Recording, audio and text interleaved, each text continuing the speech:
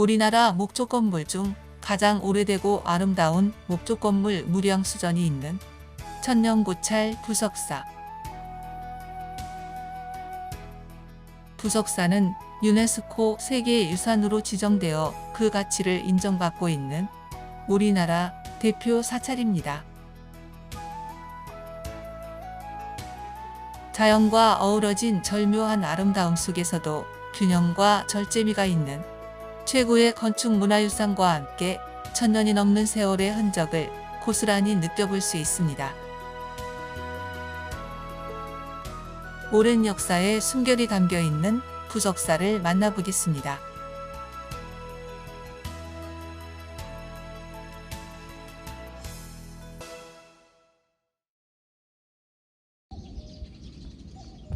유네스코 세계문화유산으로 등재된 부석사 입구입니다.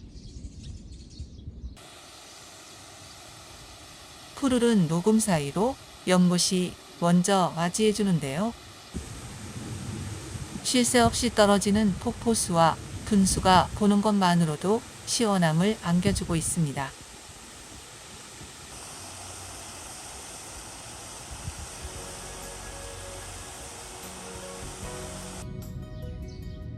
연못을 지나 500m 정도 올라가면 부석사를 만날 수 있습니다.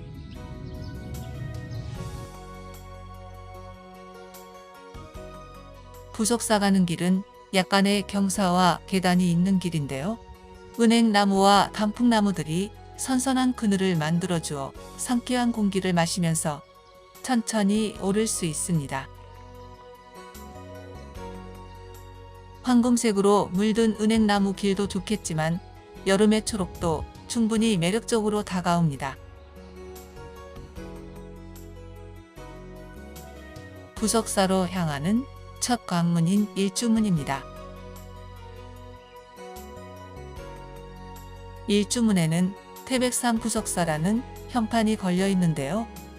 이곳 봉황산이 태백산과 소백산의 사이에 있어서 태백산 부석사라고 하는 것 같습니다. 길을 따라 계속 걷다 보면 부석사 단간지주를 마주하게 됩니다. 절의 법회나 기도 등의 행사가 있을 때 절의 입구에는 당이라는 깃발을 달아두는데 이 깃발을 달아두는 깃대를 단간이라 하며 단간을 양쪽에서 지탱해주는 두 돌기둥을 단간지주라 합니다.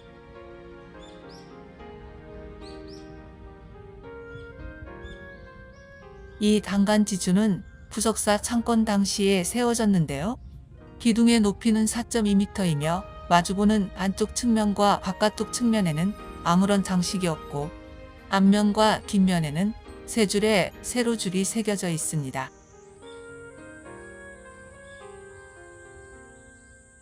대체로 가늘고 안정감을 주며 꾸밈을 두지 않아 소박한 느낌을 주는 지주입니다.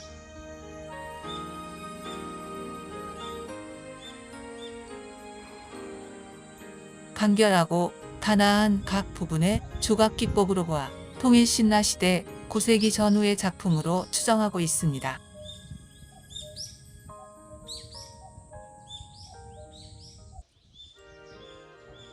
본격적인 부석사 내부로 들어가기 위해서는 천왕문을 지나야 합니다. 천왕문 내부에는 불법을 수호하는 근엄한 표정의 사천왕이 지키고 있습니다.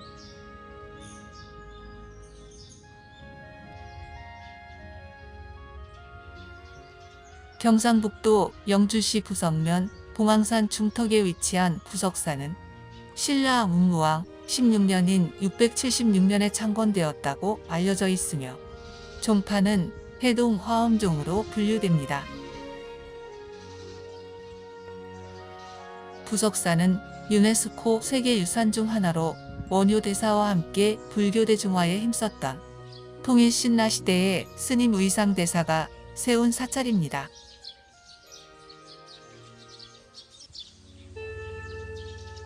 부석사 입구로 들어서면 부석사 3층 석탑을 먼저 만나볼 수 있습니다. 부석사 3층 석탑은 동서로 마주보고 있는 두 개의 탑인데요.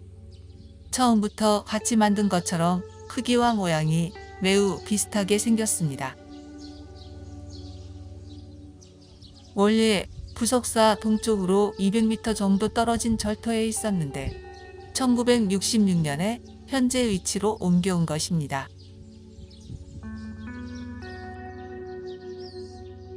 그 옆으로는 범종각이 자리하고 있습니다. 보통은 범종루라 하여 불전사물들을 설치하는데 이곳 부석사의 범종은 범종각에 따로 설치되어 있습니다. 범종은 중생들에게 종소리를 듣는 순간만이라도 번뇌로부터 벗어날 수 있다는 믿음으로 설치하는 불전사물 중 하나입니다. 한국의 범종은 학명으로까지 한국종이라고 불릴 만큼 독자적인 양식을 지니고 있는데요. 특히 신라시대 종의 우수성은 국내외에서 널리 알려져 있을 만큼 독보적인 위치를 차지하고 있습니다.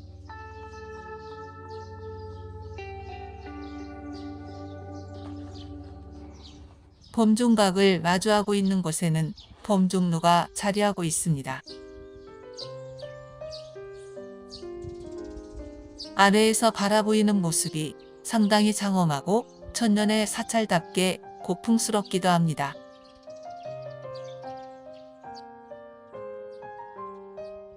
범종루의 현판에는 봉황산 부석사라 표기되어 있는데요. 1층은 기둥수를 줄이지 않고 빽빽이 세우되 박돌이 기둥은 자연목 형태를 그대로 살린 굵은 기둥을, 내부 기둥은 모두 둥글게 다듬은 가는 기둥을 사용하였으며 뒤쪽 가운데 한 칸을 뚫고 그 밑에 계단을 놓아 안양문 쪽으로 통하게 하였습니다.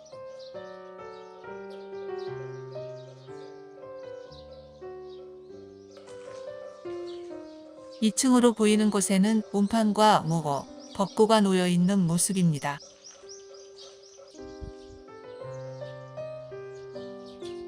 중생들을 미명에서 깨우쳐줄 사물의 소리를 부석사에서도 들어보고 싶은 마음입니다.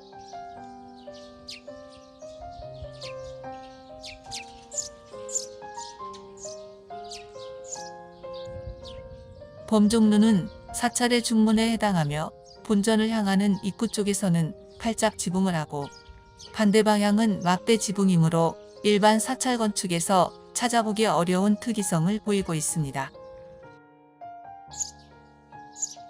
정면 3칸, 측면 4칸의 2층 누각으로서 일반적으로 범종각이나 범종루는 사찰의 한편으로 밀려나 있는데 부석사의 범종루는 사찰의 중앙부 가장자리를 차지하고 당당하게 서서 사찰의 중심을 잡아주는 크고 안정감 있는 건물입니다.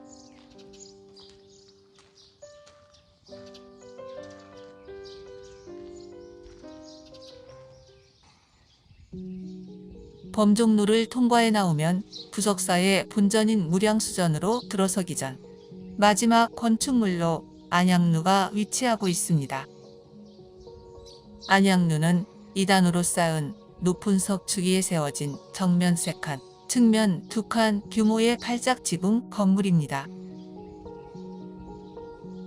누 밑을 통과하여 무량수전으로 들어서게 되어 있어 일종의 누문 역할도 하는데 하나의 건물에 누각과 문이라는 이중의 기능이 부여되어 있는 구조입니다. 아랫부분의 걸림편액은 안양문이라 되어 있고 위층 마당 쪽에는 안양로라고 쓰여 있습니다.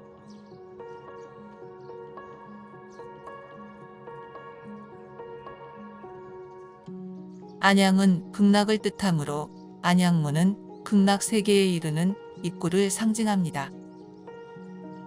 따라서 극락 세계로 들어가는 문을 지나면 바로 극락인 무량수전이 위치한 구조로 되어 있습니다.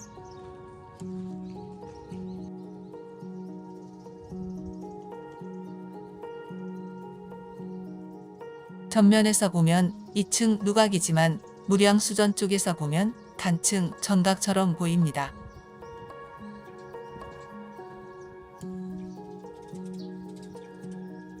우리나라 사찰의 누각 가운데 단연 돋보이는 곳은 바로 이곳 부석사의 안양루입니다. 부석사의 역사성과 건축적 양식, 그리고 주위의 자연 환경과 어우러진 안양루는 단연 독보적이라 할 수 있습니다.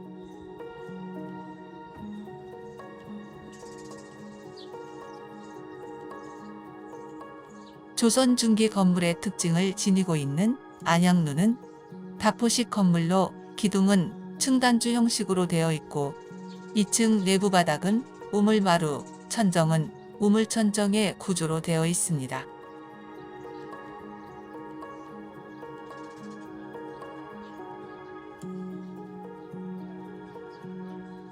2층 누각에 올라 아래를 내려다보면 부석사 경내의 정각들이 한눈에 들어오고 멀리 수백 산맥의 연봉들이 펼쳐져 있어 뛰어난 경관을 감상할 수 있습니다.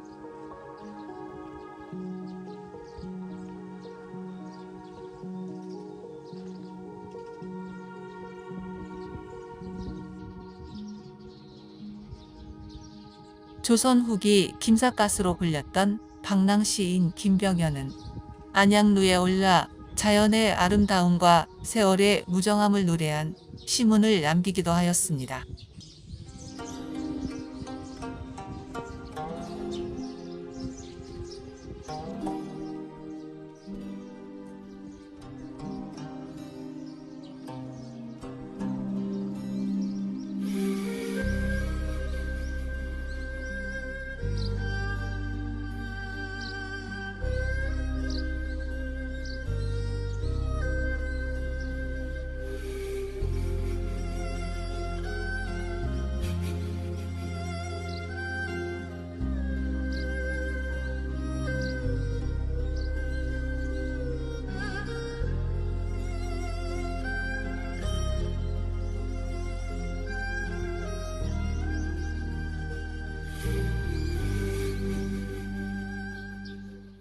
부석사의 무량수전 앞에는 국보 제17호로 지정된 석등이 하나 놓여 있습니다.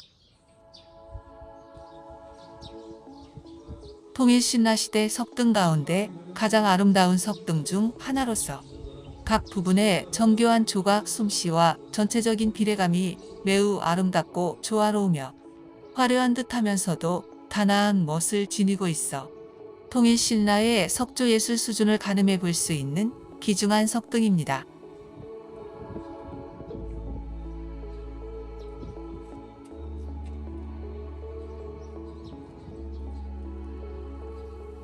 보통 법당 앞에는 석탑이 건립되는 것이 일반적입니다. 하지만 부석사에는 석등이 무량수전 앞에 건립되어 있습니다. 무량수전 앞마당의 공간이 석탑보다는 석등을 건립하기에 알맞은 면적을 갖고 있기 때문이었는데요. 석탑으로 인해 무량수전이 가려져서 건물의 웅장함이 반감이 되기 때문입니다.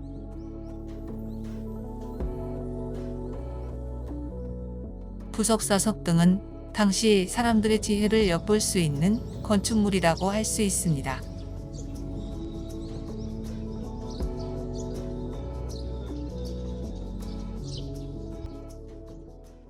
국보 제18호로 지정된 무량수전입니다.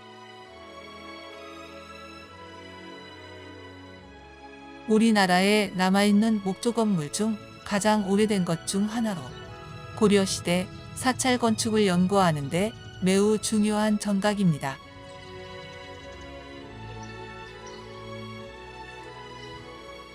무량수전 현판 글씨는 공민왕이 쓴 것으로 알려져 있습니다.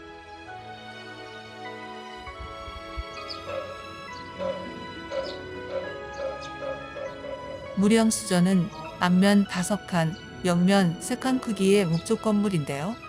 기둥은 배을림 기둥으로 중간이 두껍고 아래와 위로 가면서 점차 가늘어지는 모양이어서 시각적으로 안정감을 느끼게 해주는 기법을 사용하였습니다.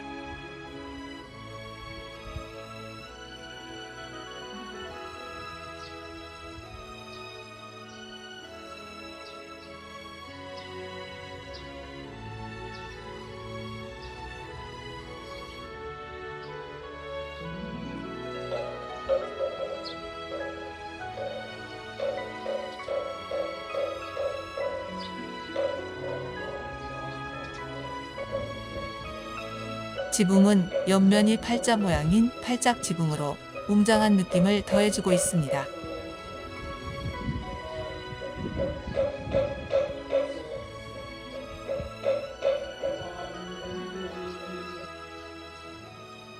무량수전은 극락정토에 머물면서 중생들을 구제하는 아미타부를 모시는 정각으로 극락전 또는 미타전이라고도 부릅니다.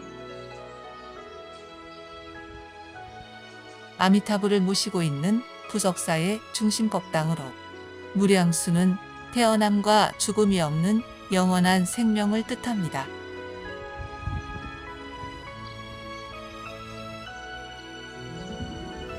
무량수전은 의상대사가 부석사를 창건할 때 지었다고 추정되지만 그것에 대한 기록은 없고 고려 현종 7년에 고쳐지었으며 이후 일제강점기인 1916년 해체하여 수리하였습니다.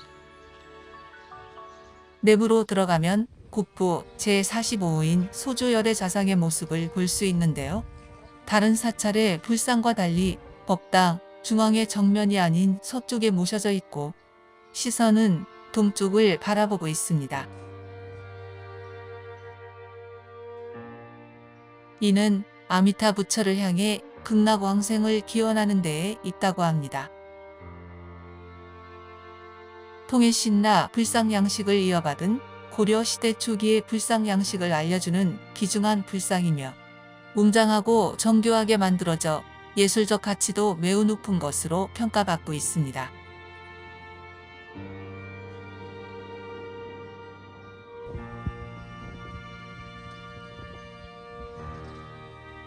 우리나라에서 가장 아름다운 목조 건물인 무량수전은 간결하고 웅장하며 단정한 모습입니다.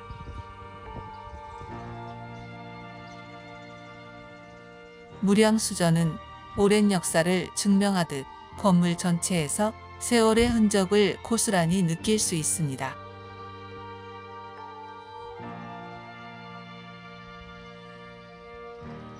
아름다움이 조화를 이룬 우리 건축의 간결한 아름다움에 누구나 반할 수밖에 없을 것 같습니다.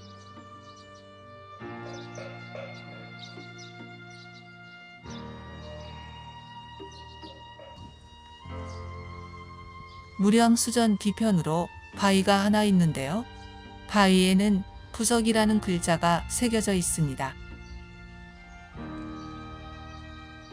부석에 얽힌 이야기는 부석사의 시작 이야기와 함께합니다.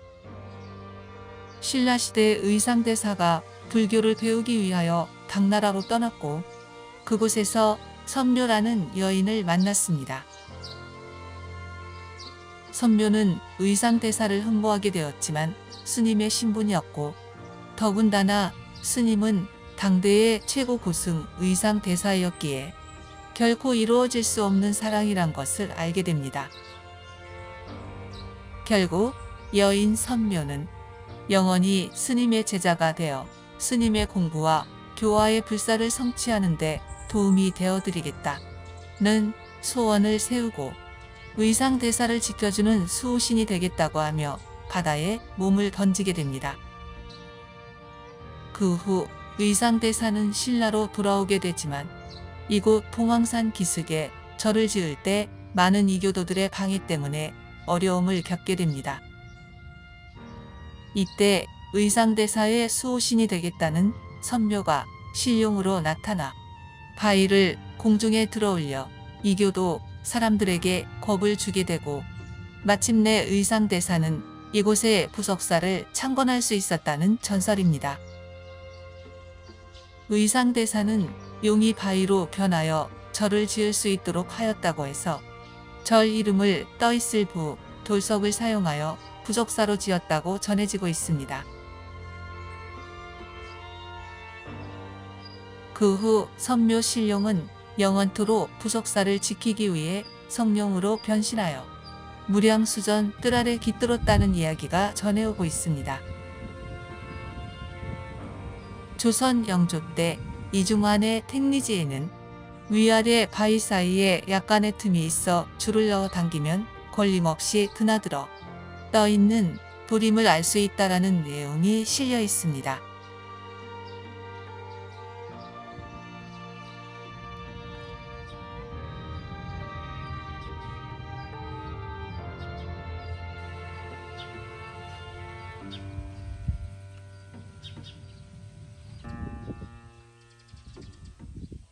부석사 3층 석탑은 부석사 무량수전의 동쪽 약간 높은 지대에 위치하고 있습니다.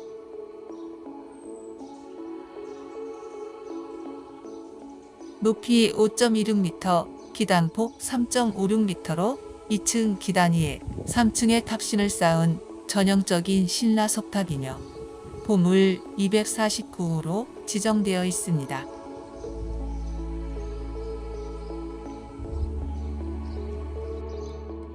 부석사 3층 석탑은 문무왕 16년인 676년에 부석사를 창건할 당시에 만들어진 석탑입니다.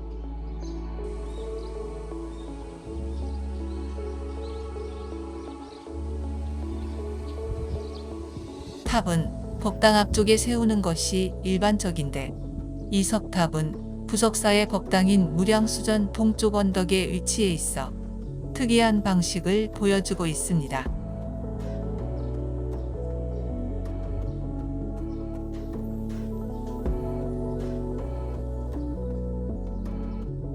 덕분에 위치가 높아서 3층 석탑과 함께 멋진 풍경을 감상할 수 있습니다.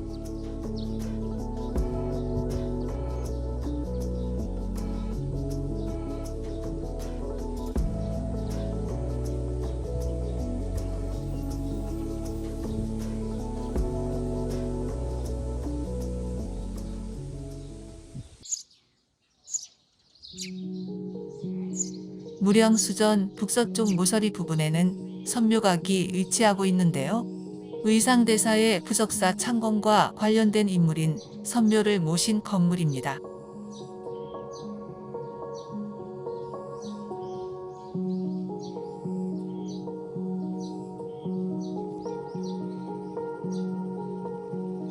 내부에는 1975년에 그린 선묘의 영정이 걸려 있고 용으로 변한 선묘의 그림과 함께 바다에 몸을 던져 의상대사의 수호신이 된 그림을 볼 수 있습니다.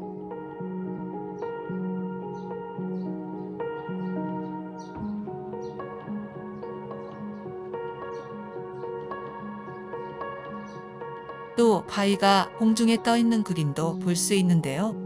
전설로 내려오는 이야기와 함께하니 부석사의 천년의 세월이 실감나는 듯합니다.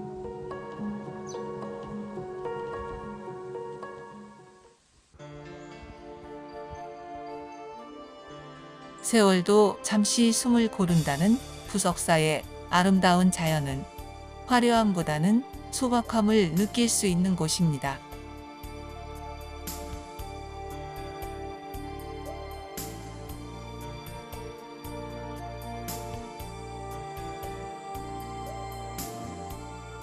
걸을수록 빠져드는 아름다운 길을 걷다 보면 국보 제19호로 지정된 조사당을 마주하게 됩니다.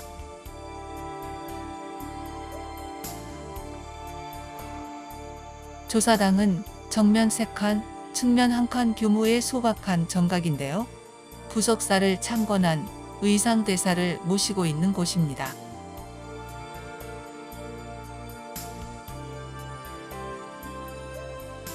처음 지은 시점은 분명하지 않으나 고려 신종 4년에 단청을 했다는 기록이 있어 그 이전에 세워진 것으로 보고 있습니다.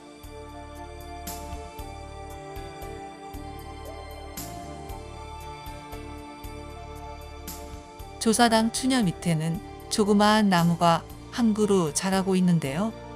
조사당 선비화라고 하는 골담초입니다.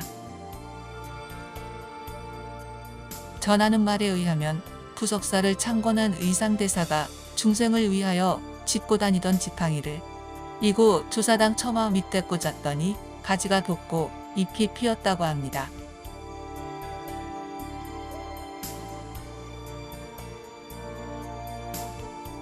(1300년) 이상 조사당 처마 밑에서 비와 이슬을 맞지 않고서도 항상 푸르게 자라고 있어 보는 이로 하여금 신비감을 주고 있는데요. 부석사 선비화가 이렇게 철창에 갇히게 된 것은 아이를 낳지 못하는 여인이 이 선비화의 잎을 삶아 마시면 아이를 낳을 수 있다는 속설로 나무가 많이 훼손되면서부터라고 합니다.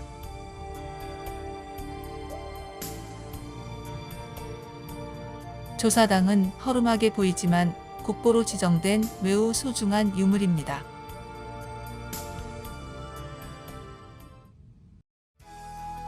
유네스코 세계유산으로 지정되어 그 가치를 인정받고 있는 부석사는 건축물의 작은 요소에도 의미를 담고 있어 자연과 조화를 이룬 우리 건축의 백미를 느끼실 수 있습니다.